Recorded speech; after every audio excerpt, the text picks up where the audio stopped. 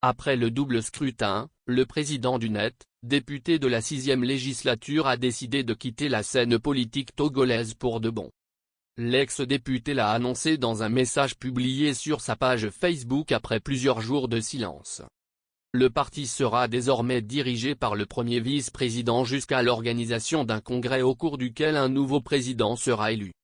Voici ci-dessous l'intégralité de son message annonçant le départ de la scène politique togolaise. Je quitte la scène politique togolaise. Je suis resté silencieux si longtemps parce qu'il me fallait mettre de l'ordre dans les affaires du parti.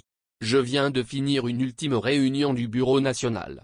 Le 30 avril 2024, dès le lendemain du double scrutin, j'avais déjà annoncé à la Fédération de l'Est Mono que je quittais la politique. Au niveau national, cela a pris plus de temps, puisqu'il faut, avant de démissionner de la tête d'un parti disposant de 35 000 adhérents, prendre un certain nombre de dispositions. C'est chose faite à présent. La démission est actée et le parti sera dirigé par le premier vice-président, jusqu'à l'organisation d'un congrès dès le mois prochain. Je vais un peu revenir sur la campagne électorale puisque je n'en ai pas parlé. Contrairement à ce que je faisais lors des élections précédentes, je n'ai pas réalisé cette année de tournée nationale. Je voulais faire de cette élection une expérience sociale, en tant que sociologue. Je voulais répondre à cette question précise, est-il possible, en organisant une bonne campagne, dans des conditions d'hostilité telles que celles résultant de mon opposition à la nouvelle constitution, de remporter 2 sièges sur 3 dans une préfecture à l'intérieur du pays, quand on est un jeune parti comme le Net? C'est ainsi que s'est organisée la campagne dans les 7 cantons où se répartissaient les 12 candidats du double scrutin. J'avais mis en place une organisation horizontale. Chaque candidat se comporte dans son canton comme une tête de liste. La campagne finalement est une réussite en termes de mobilisation, d'autant plus que, assez curieusement, unir en face en fait très peu sur le terrain, contrairement à ce qu'on voyait dans d'autres préfectures. Vous avez suivi ma campagne et je n'ai pas à vous faire un dessin. Le jour de l'élection, quelques incidents sont signalés. Ils sont documentés et enregistrés. Dans 2 bureaux de vote d'un canton, 2 personnes sont surprises en train de bourrer les urnes. Le superviseur de la CELI déployé sur le secteur, UNIR, est interpellé et se saisit lui-même du surplus de bulletins tombés à terre. Dans un autre canton, un membre de bureau de vote a été surpris avec 150 bulletins de vote chez lui. Ces bulletins seront retournés dans le bureau de vote. Je suis moi-même allé sur le terrain vérifier les 2 premières irrégularités et ce sont les seuls incidents qui me seront rapportés dans la journée.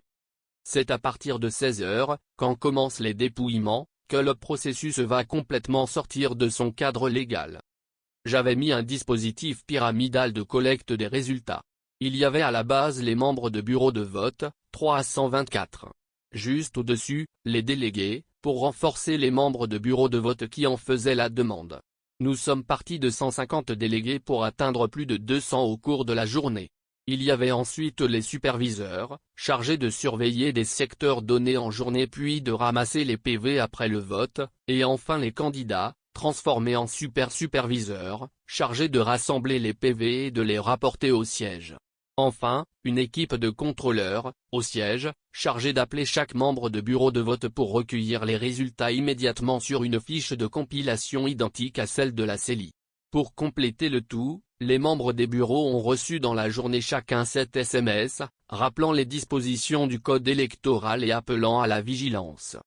Au lendemain du vote, donc le 30 avril, le résultat de tout ce dispositif est plutôt catastrophique. Sur 324 PV, nous n'en avons recueilli que 151 par type de scrutin.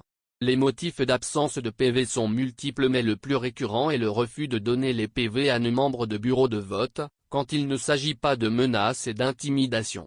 Dans certains cas, nos membres ont dû fuir le bureau de vote pour se mettre à l'abri.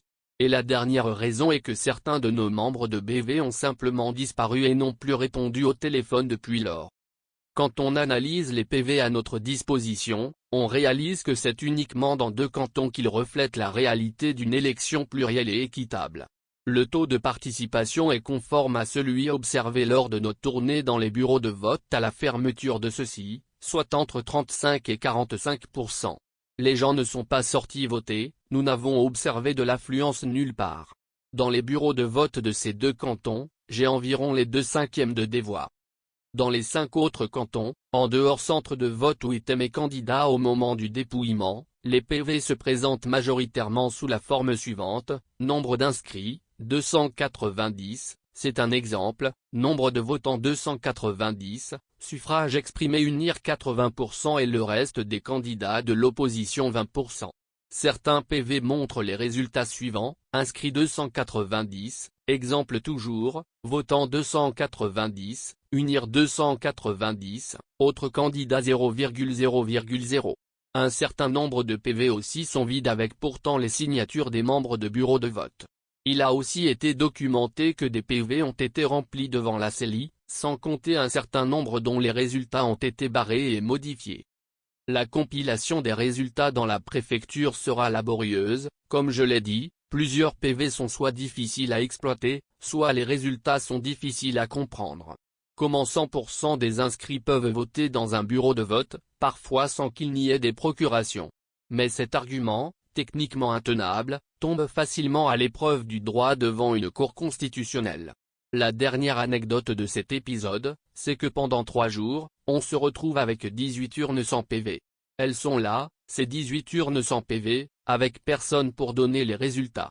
Et le 3e jour, on découvre fort opportunément les PV dans les urnes, ce qui clôt le suspens. Contrairement aux dispositions du code électoral, nous demanderons sans succès la fiche de compilation des résultats à la CELI. Nos 40 listes de candidats sur le plan national exigeront aussi ce document, en vain. Fin de l'histoire. Tous les PV dont j'ai parlé dans mon propos sont à ma disposition. Ils ont été scannés et les originaux laissés au siège du parti dans l'Est Mono. D'ici quelques années, j'écrirai sans doute un livre sur cette expérience électorale. Mais je rappelle que je dispose de moins de la moitié des 324 PV de la préfecture. J'ai pris la décision de quitter la politique ce 30 avril 2024, au vu de la vanité de tous nos efforts. Il ne sert à rien de perdre son temps en politique au Togo, tant que les résultats des élections n'ont aucun rapport avec le vote des électeurs. Cette situation, cette férocité et cette voracité, je ne l'ai observée dans aucune des 4 élections auxquelles j'ai déjà participé. Cette année était spéciale. Certains me demanderont pourquoi n'ai-je pas fait de recours à la Cour constitutionnelle? Le net s'est refusé à faire des recours. Ah, j'oubliais, au résultat, les 3 sièges de la préfecture iront à unir, tout comme les 108 sur les 113 du pays. Alors, pourquoi n'ai-je pas fait de recours? Ceci pour 3 raisons. La première et la plus évidente est que je n'ai plus de raison objective de croire à l'objectivité de notre Cour constitutionnelle. À 2 reprises durant ce mois de mars, j'ai été débouté par cette même Cour sur des sujets où j'estime qu'elle n'avait pas dit le droit. Cela aurait servi à quoi de continuer à la solliciter, d'autant plus que je n'avais pas la totalité des PV? La seconde raison, la plus inquiétante et la plus importante, est que toutes les irrégularités dont j'ai fait mention lors des dépouillements n'ont pas été faites par des personnes opulentes venues de Lomé. Non, c'est l'enseignant volontaire payé à 5000 F le mois, le paysan ayant perdu son pouvoir d'achat depuis que le soja ne donne plus rien, c'est le diplômé au chômage depuis des années, c'est des pauvres R qui ont mis une énergie extraordinaire pour dévier le processus de sa trajectoire. S'ils le font, c'est qu'ils sont satisfaits de leur situation. Pire, certains de nos propres membres de bureau de vote et délégués nous ont trahis dans des proportions inimaginables. Comment un membre de bureau de vote, formé à plusieurs reprises, peut expliquer que sur le PV de son bureau de vote, son parti n'ait pas de voix? Lui-même a voté pour qui? Donc les gens qui soutiennent le système et sont prêts à tout pour son maintien, le font volontairement, en connaissance de cause. J'ai, en 5 ans de législature, investi plusieurs dizaines de millions de francs CFA dans l'Est Mono. C'est plus de la moitié de mes indemnités de député. Des jeunes d'un village où j'ai installé un forage, des lampadaires, ou offert un financement de 300 000 F au groupement de femmes, ont pu scander qu'ils ne voulaient pas du net dans leur village. Que peut-on faire face à cela? Est-ce que c'est forcé d'aider les gens même? La troisième raison est la réponse que j'ai obtenue suite au postulat posé avant la participation à cette élection. Vous vous souvenez? Peut-on, dans les conditions de déroulement de ces élections d'avril 2024, gagner une élection à l'intérieur du pays en étant un parti autre que UNIR? Ma réponse est non. Seul l'ADI a gagné 2 sièges à l'intérieur du pays, dans Tandjouaré où Gogé dispose d'une longue et solide base électorale, et à Dany où l'implantation du parti s'ajoute à une faible population. Avec 4000 électeurs, c'est tout bon. D'après mon expérience et dans les conditions actuelles, un jeune parti, même n'importe quel parti de l'opposition, ne peut pas remporter des élections dans notre pays, sauf si les règles du jeu sont respectées par tout le monde. Il se trouve que ceci n'est pas le cas et ne le sera sans doute jamais, avant un long moment. C'est mon avis personnel. Entre mon entrée en politique en 2012 et ce jour, j'ai dépensé plusieurs centaines de millions de FCFA, une grande partie de cet argent est issue de mes propres activités économiques, et la seconde, de la participation des militants, notamment les membres des CELI, de la CENI et des députés. Rien que cette élection m'a coûté plusieurs dizaines de millions, dont les 2/3 d'environ dans l'Est mono. Pourquoi continuer de gaspiller tout cet argent pour une cause perdue d'avance? Quand j'entends des jeunes se moquer de notre situation aujourd'hui, nous traitant de buveurs de lait, cela me fait rire. Il faudrait que je fasse au moins 4 mandats en tant que député, sans plus rien investir, pour commencer à rattraper mes dépenses en politique. Rien qu'au lancement du net en 2012, j'avais déposé 20 millions sur la table. Bref. J'ai essayé de faire la politique autrement et j'ai échoué. Il faut croire, avec les résultats de cette élection, que les Togolais sont satisfaits de la politique du Parti Unir. En bon démocrate, je respecte ce choix. Mais s'il fallait le refaire, je voterais toujours contre ce texte. Nous avons besoin de rêver d'une alternance politique par des élections au suffrage universel direct au Togo et le régime parlementaire enlève ce rêve. Il faut savoir quitter la scène avant qu'elle ne te quitte. Je suis heureux de ces 12 années de ma vie en tant que politicien. De mon engagement citoyen et de l'espoir que j'ai pu donner à certaines personnes. Je reste fier de mon parcours parlementaire. J'ai contribué à désacraliser la fonction de député et à montrer qu'on peut faire bouger certaines choses même en étant minoritaire. J'espère que quelqu'un d'autre prendra la relève. Pour finir, je ne crois pas que les élections apporteront de l'alternance politique dans notre pays. Pas avec ce que j'ai vu au cours de ces élections. Le net était présent dans 41 CELI sur 56. Aujourd'hui, je n'encouragerai aucun jeune à entrer en politique, sauf dans les rangs du Parti Unir. C'est une perte de temps et d'argent. Occupez-vous de vos vies et faites du business.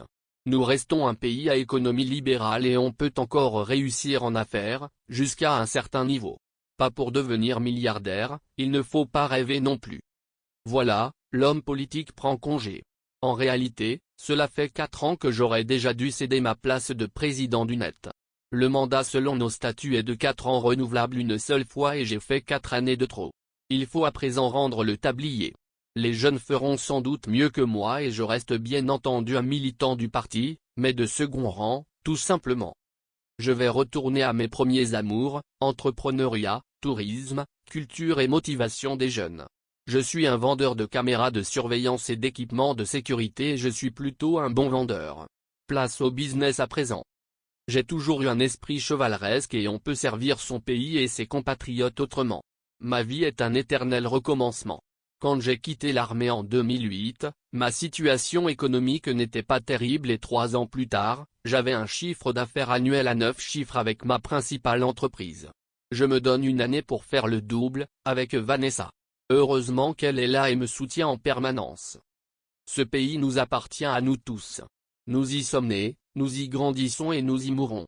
Réussir sa vie au Togo ne signifie pas forcément y avoir été député, ministre ou DG. Pour moi, réussir sa vie au Togo, c'est prendre soin de sa famille, élever dignement ses enfants, et être utile à sa communauté, du mieux qu'on peut. Et on peut ensuite rejoindre son créateur avec le sentiment de devoir accompli.